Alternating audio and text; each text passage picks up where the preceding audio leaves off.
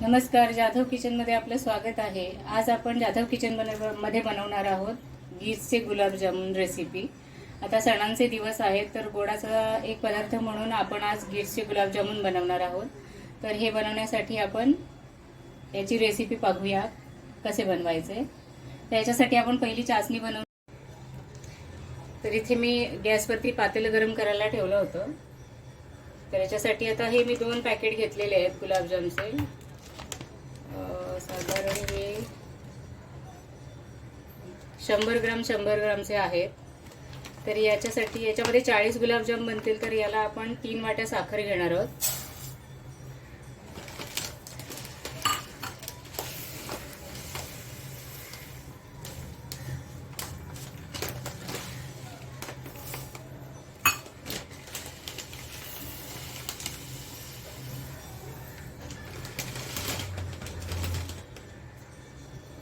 तीन वाट्या साखर,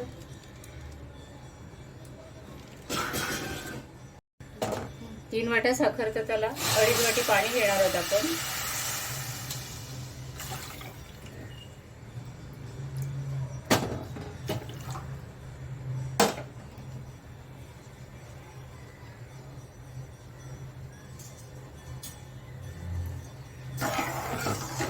या चासणीला आपल्याला काही तार वगैरे आणायची नाहीये, फक्त ही चिपचिपी अशी झाली की आपण गॅस बंद करणार आहोत।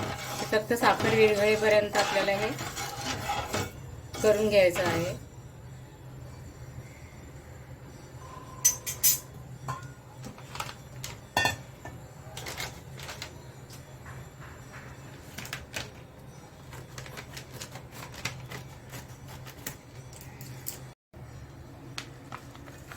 हे मिक्स सगळं काढून घेऊया।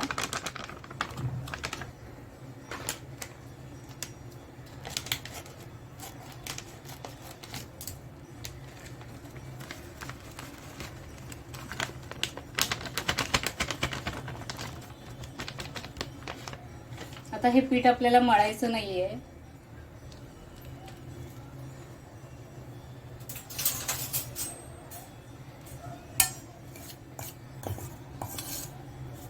तर ह्याच्यामध्ये आपण थोडं थोडं दूध घालणार आहोत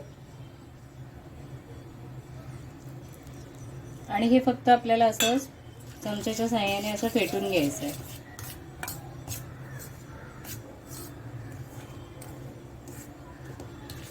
हे दूध नॉर्मल रूम टेम्परेचरवरचं आहे, हे गरम किंवा थंड असं नाही आहे अति। तर हे बघा, हे असं आपण थोडं थोडं दूध याच्यामध्ये घालणार आहोत आणि हे व्यवस्थित मिक्स करून घेणार आहोत।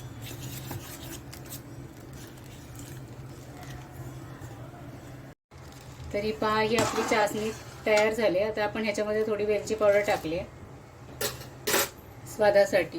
याच्यामध्ये तुम्ही केशर वगैरे टाकू शकता, केशर वगैरे ऑप्शनल आहे। तर आता आपण गॅस बंद करून ठेवूया।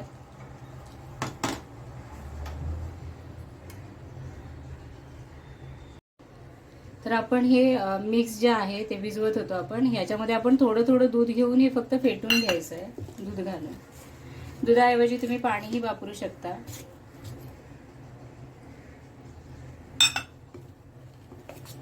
हे बघा, हे अशा पद्धतीने दूध घालताना हळूहळू घालायचं आहे, कारण एकदम दूध घातलं तर ते पीठ पातळ होण्याची शक्यता असते। त्याच्यामुळे हे असं थोडं थोडं दूध घालून हे असं व्यवस्थित फेटून घ्यायचं आहे ते।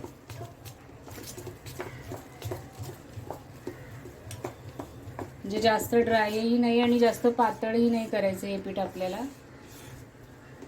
म्हणजे जे आपल्या हे असतं ना की गुलाबजाम फुटतात किंवा ते व्यवस्थित बनत नाही, त्याला चिरा जातात, तर या पद्धतीने गुलाबजाम केले तर तुम्हाला काहीही त्रास होणार नाही आहे। म्हणजे गुलाबजाम करताना सगळे गुलाबजाम तुमचे व्यवस्थित होतील। तर हे बघा, हे आपण 5 मिनिटं असं सोडून देऊया, म्हणजे हे पीठ व्यवस्थित दुधामध्ये मुरतं। साधारण मला हे 1 वाटी दूध लागलेलं आहे हे पीठ भिजवायला।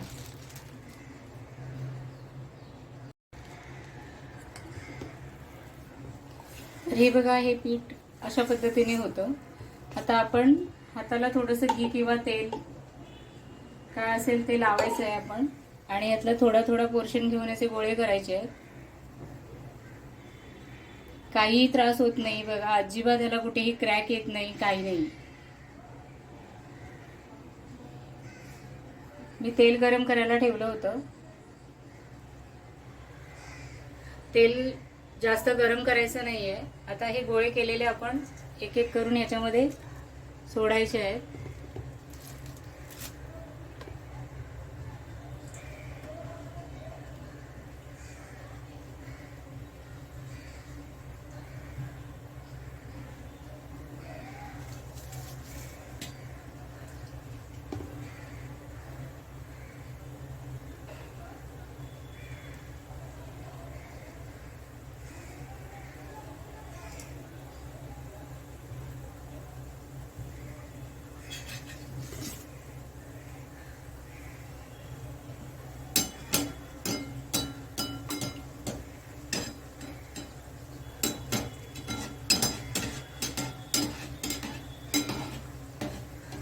हे बघा, अशा पद्धतीने व्यवस्थित आता आपल्याला हे फ्राय करून घ्यायचे आहे.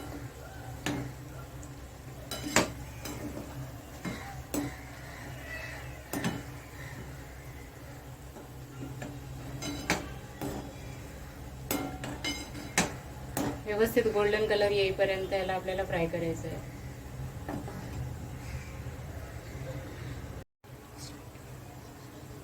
तर हे बघा, हे असे गोल्डन कलरवरती आपण हे तळून घ्यायचे आणि डायरेक्ट आपण ह्याला आता कोमट अशा चासणीमध्ये टाकणार आहोत. तर असे आपण सगळे गुलाबजाम बनवून घेऊया. तर हे पहा, हे आपले गुलाबजाम बनवून तयार आहेत. हे बघा,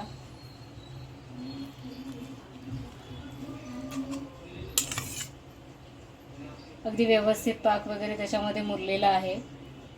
आणि हे अशा पद्धतीने जर तुम्ही गुलाबजाम केलेत तर व्यवस्थित होणार. कोणतेही म्हणजे गुलाबजाम फाटतायत, ते चिरतायत, ते पाकामध्ये व्यवस्थित मुरत नाहीत किंवा आतून कच्चे राहत आहेत, तर ह्या सगळ्या गोष्टी होणार नाहीत. आणि अशा पद्धतीने जर गुलाबजाम केले तर परफेक्टच बनतील. तर माझ्या पद्धतीने ही रेसिपी तुम्ही नक्की बनवून पहा. तुम्हाला जर ही रेसिपी आवडली तर चॅनलला लाईक करा, शेअर करा आणि सबस्क्राईब करायला विसरू नका. तर पुन्हा भेटूया जाधव किचनमध्ये अशाच एका नवीन रेसिपीसोबत. थँक्यू.